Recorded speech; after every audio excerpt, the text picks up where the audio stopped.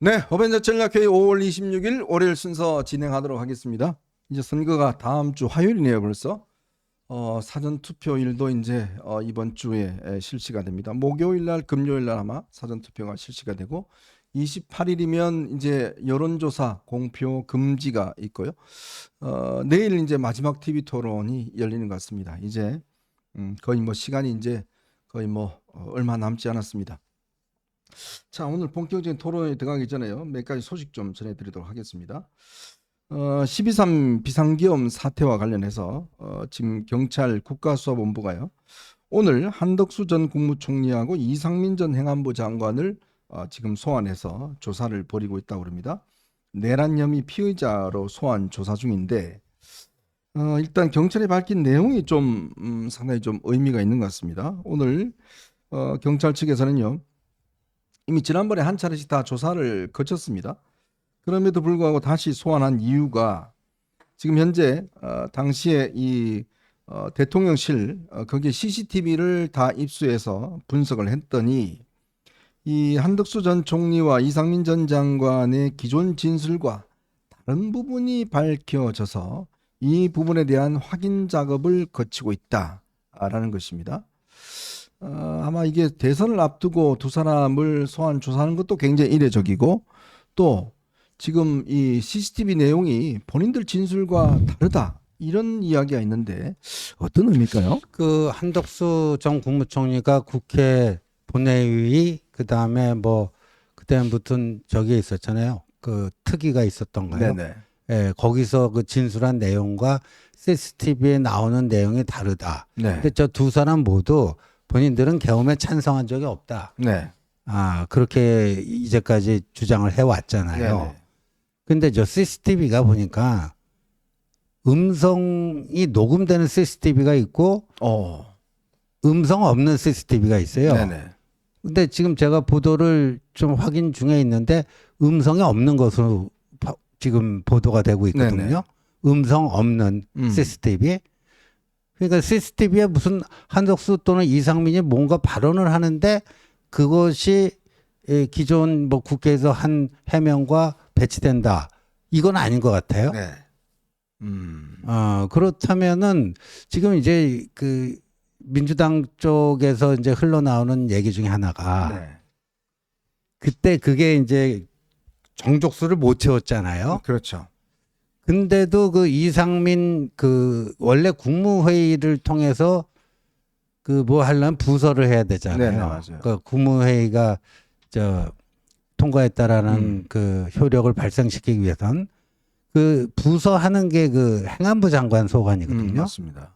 행안부 장관 소관인데 부서와 관련된 거 뭐 그런 게 그 말은 필요 없어도 되잖아요. 뭔가 이렇게 종이를 돌리는데 거기 뭐 또 사인을 했다던가 그러면 그간의 해명과 다른 걸 수도 있죠. 네. 이제 그런 얘기가 좀 돌고 있습니다. 근데 지금 이렇게 보면요. 참 이 한덕수 만약에 전 총리가 후보가 됐을 경우에 이게 민주당 측에서 이런 걸 모르겠습니까? 그러니까 이게 아마 집중적으로 공격을 해대면 이게 완전히 무슨 저 심판 선거 비슷하게 되리라 생각이 들었는데 참 모르겠습니다. 지금 김문수 후보도 사실 그때 국무위원이었고 뭐 지금도 여러 가지 뭐 문제가 있습니다만은 어떻게 한덕수 전 총리마저도 이게 문제가 됐으면 그러니까 이게 지금 민주당은 어쨌든 간에 이 모든 것들을 이제 계엄과 내란으로 엮으려는 건데 이런 부분에서 이제 참 리스크가 꽤 컸겠다라는 생각이 많이 들어요. 그렇죠. 만약에 한덕수 전 대행이 후보로 확정이 되었고 후보 바꿔치기를 통해서 그대로 유지가 되었다면 네. 이런 뉴스가 나왔을 때 과연 어떤 혼란이 초래가 됐겠습니까? 그렇죠. 더군다나 지금 조금 더 걱정이 되는 것은 지금 현재 민주당이 이번 대선에 대해서 내란 세력을 척결하는 것을 시대 정신으로 삼고 있기 때문에 네. 또 선거의 의미로 삼고 있기 때문에 선거가 끝난 연후에는 문재인 전 정권의 그 적폐청산을 능가하는 정말 피바람이 불 것이다라는 예측들을 다 하고 계시잖아요. 네. 그럼 만약에 내란 특검 같은 거를 통해서 어떤 국면이 펼쳐질지 참 알 수 없는 상황에서 이와 같은 경찰의 내사 내용들이 나오고 있는 것은 추후에 벌어질 일에 대한 어떤 뭐 예고편을 띄우는 것이 아닌가 이런 염려마저 불러오고 있는 것이 사실인 것 같습니다. 여러분 저희가 거듭 주장했지만 이번 선거는 어쨌든 간에 이 계엄과 탄핵으로 이루어진 선거입니다. 그러면 여기에 자유로울 수 있는 사람, 여기에 떳떳할 수 있는 사람, 오히려 공격할 수 있는 사람을 후보로 내와야 된다는 이야기를 저희가 참 정말 목에 피가 나도록 그렇게 말씀을 드렸는데 어쨌든 그 달콤한 이 한덕수와 김문수의 단일화에 거기에 조금 속으셔서 결국은 이런 지금 상황이 진행이 된 것 같습니다. 거기에다가 이 친윤들이 어쨌든 간에 그런 걸 만들려고 사실상 진행을 해왔던 그 결과가 지금 저렇게 나타나고 있는 게 아닌가라는 그런 생각이 드는데요. 지금 또 더 지금 좀 문제가 된 기사가 보면요. 당시 아마 홍장원 전 국정원 1차장이 이제 헌재에 나와서 진술한 부분에 대해서 친윤들이나 이쪽 강경 우파 쪽에서는 거짓말이다. 윤 전 대통령은 거짓말이다라는 주장을 거듭해왔습니다. 그런데요. 경호처가 이 비화폰 서버를 다 입수해서 지금 내용을 다 지금 확인하고 있는데 문제는 보니까요. 홍장원과 김봉식 서울경찰청장, 김봉식 서울청장은 윤통이 직접 전화해서 뭐 막아라 어쩌라 했다는 거 아니겠습니까? 근데 요 두 부분을 기록을 원격 삭제했다는 정황이 경찰이 포착한 모양이에요. 그러니까 그때 왜 그 윤통 그 탄핵 소추한 게 결국 헌재에서 4대4로 뭐 기각될 것이다. 네. 기각 사유 중에 하나가 홍장원의 진술이 다 거짓이었다. 네. 홍장원의 그 진술 싹 다 잡아들여라. 이거 믿을 수 있는 게 아니다. 그래서 홍장원 메시지를 엄청 공격하지 않았습니까?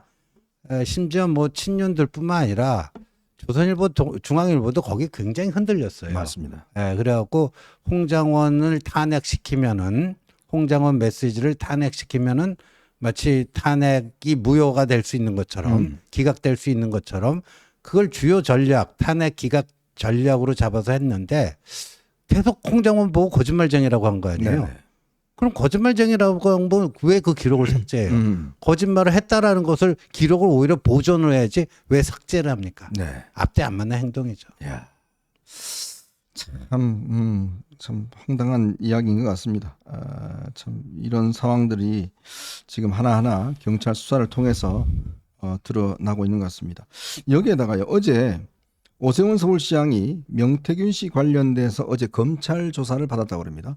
비공개 조사를 받았다는 사실을 오늘 아마 서울시가 공개를 했습니다. 이것도 지금 꽤 논란이 될 것 같습니다. 아마 오 시장이 이번 경선에 출마하지 않는 이유라든지 뭐 그런 것들이 사실상 이런 이유가 있지 않을까라는 그런 의혹을 받고 있습니다. 참 거듭 우리가 보는 거지만 참 이런 것에 정말 우리가 이길 수 있는 길이 있었는데 참 그것이 좌절됐다는 그런 부분에 대해서 참 안타까운 생각이 듭니다. 이게 지금 이제 하나하나 사실관계가 드러나면 참 글쎄요 또 많은 분들이 또 충격을 받으시지 않을까라는 그런 생각도 듭니다. 자, 오늘 저희가요 여러분들하고 좀 이야기를 나눠볼 세 가지 주제는 민주당이 이재명이 급하긴 급했던 모양입니다. 박범계가 모르겠습니다. 이게 박범계 뭐 개인의 뜻일까요? 저는 전혀 그렇게 보지 않습니다. 결국 이게 다 이번에 이 법을 낸 사람을 보면 결국 박범계를 비롯해서 뭐 박지원이라든지 아주 이 친명의 핵심 실세들이 다 들어가 있어요. 근데 이게 이제 지지율 하락의 원인이 되니까 이재명이 이거를 취소를 시켰습니다. 근데 본인은 또 취소시키지 않았다고 그래요. 선대위가 한 거라고 또 그렇게 알리바이를 맞추고 있습니다. 결국 법관 백면 증언 장경태가 낸 법안이었죠. 또 비법조인 임명 법안 이건 또 이제 박범계가 대표 발의한 법안입니다. 결국 민주당이 철회를 했습니다만은 그러나 이게 또 뭐 나중에 다시 또 부활할지 모르겠습니다. 그런데 이 철회를 했던 것에 결정적인 역할을 했던 사람은 누구일까요? 그걸 조금 이따 저희가 한번 이야기를 해드리고요. 자, 지금 단일화 논의 꽤 지금 뭐 진행이 되고 있는 것 같습니다만 이제 시간이 별로 없는 것 같습니다. 지금 그래서 이 김문수 후보와 한동훈 후보가 통화를 했다고 합니다. 통화를 했는데 어떤 내용을 했는지 요거 한번 살펴보내도록 하겠습니다. 그리고 저는 처음 들어봤는데 거북섬, 시흥에 가면 거북섬이 있다고 그래요. 근데 이게 왜 이렇게 논란이 되고 있는 것 같습니다. 왜 논란이 되고 있는지 이 문제도 한번 짚어보도록 하겠습니다. 자, 여러분 보시면서요. 구독과 좋아요 알림 꼭 부탁드리고 많은 응원 부탁드리도록 하겠습니다.